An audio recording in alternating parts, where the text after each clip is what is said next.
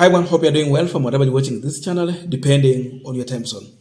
Now, Ruto's administration came out with a policy to enforce all government payments to be channeled through one account. The pay bill number is 26 times. And that is what is happening as of now. Now, with this move, we thought that he is done with. But it's like Ruto is yet to finish the business. With this move, we have seen now a new directive through the Ministry of Education and Interior, issuing a directive to university schools, to high schools, that parents and the guardians should channel school fees for the government schools through the same pay bill number. That is the only way you can make payment to the school. Now, this move has brought a lot of discussion among parents, teachers, and guardians. Then how comes when I'm paying school fees where my son or daughter is learning, now I have to channel through the government model? How sure will the principal get the money? Above all, how many parents manage to pay fees in terms of money? Because now we have to look here for Mama Mboga, boda rider, the peasant farmers, and the less fortune in our society.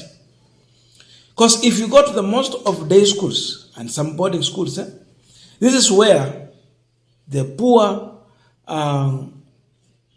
family children go to. In this kind of situation, you find that parents will pay school fees in different models.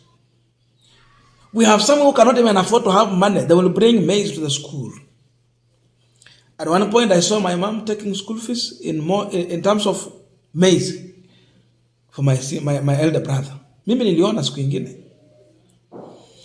They can even take their goat and sheep, even a cow, to the school. Sababu pia wao wanachinja nyama kule wanakula. Some pay through, unavuna tu maragwe, unapeleka shuleni na principal, mnaelewana, anaelewa shida zako, anaandika school fees kwa mwanafunzi. So many means. Uko na miti kama 3-4, ukiuzia mtu pale atakunyanyasa, labda ukiuzia shule watakuelewa, they will put in school fees. Sasa zingine hata kupata mtu wa kununua, it's a problem. So those have been types of models people have been using to pay fees. Sababu hawana pesa, hawana uwezo, umaskini ni mwingi tu. Now, with this new model of payment through, government channel, now the pay bill number, the question has been, hawa watu wa kuni watalipa aje? Hawa watu wa maragwe watalipa aje? Hawa watu wenye wanataka kupeleka mbuzi shuleni watalipa na njia gani?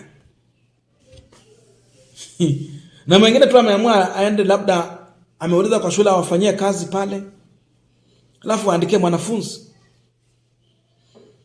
How utalipaje kuni kama fees ukitumia pay bill number?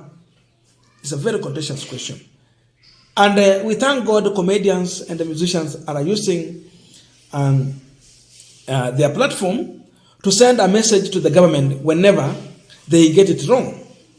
So I've seen a video being shared on social media whereby a comedian is mocking the government, and by the way sending a very strong message to just tell how people are frustrated here with this new move of payment through the pay bill number, ile ya serikali.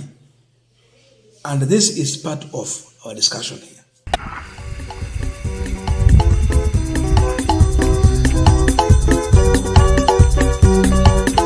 Kangari chunga mai ichunga bulwale ulesembe kangari nywe ichunga mai ichunga bulwale huko kusema. Asante sana. Unakuanga na hii service ya PayPal niko nayo hii Citizen. Sasa mimi nimeleta school fees. Ningependa uweke kwa hiyo PayPal school fees yangu. Hii inafaa iende ina first time school fees ya mtoto yuko Kamsinga. Okay, kaje mbuzi kwa M-Pesa? Si serikali imesema tulipe school fees kutumia kwa hiyo PayPal. Sasa mimi nalipanga na mbuzi na kuni. Sasa nimeleta mbuzi, kuni nitaleta baadaye. Lakini mbuzi huwezi weka kwa M-Pesa. Wewe unapishana na serikali na mnakadi. Serikali imesema hii tulipe school fees kwa hii Citizen. Si iko na PayPal. Weka hizi mbuzi zitoshe hapo na kuletea mnyuni kuni uweke hapo, mtoto asifukuzwe kwenda asifukuzwe leo. Mtoto alikuwa wamesema ati wanafukuza watoto ni saa 8. Lakini hawezi weka mbuzi kwa M-Pesa. Hawezi? Supishane na serikali pasi. Mimi si serikali. Mimi nilikuwa napeleka shule. Sasa ndio hizo mbuzi weka tu kwa PayPal yao alafu na kuletea kuni. Hapana, shika mbuzi zako. Mimi siwezi baki na mbuzi zako hapa. Hii ni school fees wewe. Mbuzi zako. Mimi siwezi baki na mbuzi. Sitaki mbuzi. Mtoto atafukuza bwana. Weka kwa PayPal ya serikali. Wewe unapishana na serikali. Shika weka kwa PayPal ya serikali. Enda na mbuzi zako. Enda na mbuzi zako, mimi sitaki. Enda tu na mbuzi zako. Tuongee na serikali pasi. Enda na mbuzi zako. Now, we are continuing this final discussion, but just a quick request for those who are watching and you have not yet subscribed, please consider subscribing. To our returning subscribers, thank you so much. And again, to all our viewers, please give this video a thumbs up. Thank you so much, and back to this discussion. Now, in that comedy, the picture has come out very clear. It has really expressed the situation that Ruto is putting in. The poor parents, children coming from poor families. You know, it is now going to be very hard for any principal to help in such a situation. It cannot. It's a problem. There is no way a principal will help you now in that manner. So, what Ruto is doing here, he is tying the hands of the principal so that you can never get helped in any way. In as much as the principal can understand your problem, he might not have a solution for that problem. In as much as he can be willing to help, the awkward situation that Toto is putting in principals, they cannot help in any way. Sasa hauna mahali pa kupeleka hiyo kuni yako. Hauna market.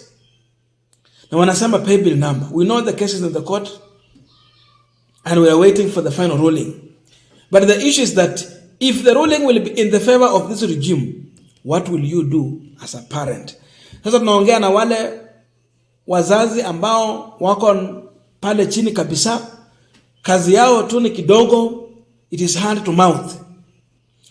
Na huyu ni president alisema ya kwamba is coming to work for the hustler, for the poor. Now he's a man who is turning against.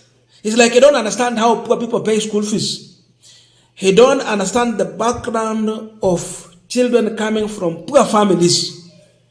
If you understand that, there's no way he was going to tamper with that. And by the way, how many parents have complained about model of payment of school fees? We are yet to see that kind of complaint. But then what informed this decision to enforce schools to pay through that government model? Now even the university students are complaining that you pay for a meal through the pay bill number, but you are delayed more than 6 hours. Sasa kama ulikuwa unangojea lunch, will you still have lunch? Will you still have lunch? Nani mwenye anaweza ngojea chakula for more than 6 hours because of delay and network hinge? It is a problem. So this is the exact way parents are going to suffer if this is the move that this government is going to take. They don't care about these poor people they called Mama Mboga here. They don't care at all. They don't care about the boda rider who struggles to put food on the table. The peasant farmer mwenye ako na shamba ya kamoja ama mbili ama nusu, unapata tu maharagwe kwa nia ya kwamba nitapeleka shuleni na mwanafunzi ataendelea kukaa na principal atanielewa kwa njia hiyo. Now when the principal's hand is tied, tell me how can he favor your kid to be in school and understand your problems. Then there is a question of how sure that this administration will disburse this money, number one, timely, and number two, in full amount, to make sure that the operation of the school is not stopped or tampered with. It is a contentious question. We have seen how the government is delaying to disburse money to county governments, the national government. Imekuwa ikidelay every time. Disbursement of county funds zimechelewa kila wakati, and the problem is not because they have delayed, they did not meet the target to collect revenue. They collected, they have it. But disbursing money timely becomes a problem, whereby now the county staff will miss salary for 2-3 months. Under William Ruto's administration, ilienda paka miezi 4 hawakuona mshahara. This is the same William Ruto who want to come now and temper with the education. Wanafunzi wanataka kukula, wanataka maji, wanataka, all the basic needs we need in school. They have to put up laboratories, so many things. But now you are delaying the money. You take charge. How sure this money will reach out to school on time? We are not sure. But based on how they are operating, we can easily predict that there will be a delay, and this is going to disrupt the learning in school. Above all, how sure will he disburse the money in full amount? That school X got a school fees worth 300 million. So the 300 million is dispersed to the school account timely. How sure? Is he planning to start taxing school fees? It's a question that people are asking. Is he still looking for a way of taxing the school fees? So that if a school has 3 million, anachukua 300,000, alafu yengine naenda kule. Or what is he looking for? Because the budget that principals put up to come out with the fee structure, it is exactly what they need in school for day-to-day running of affairs. Hakuna anything extra. Na huyo ni kama anatafuta ushuru huko. A big problem. I don't know your views, but let us know in the comment section to continue this discussion. Thank you so much and see you in our next video.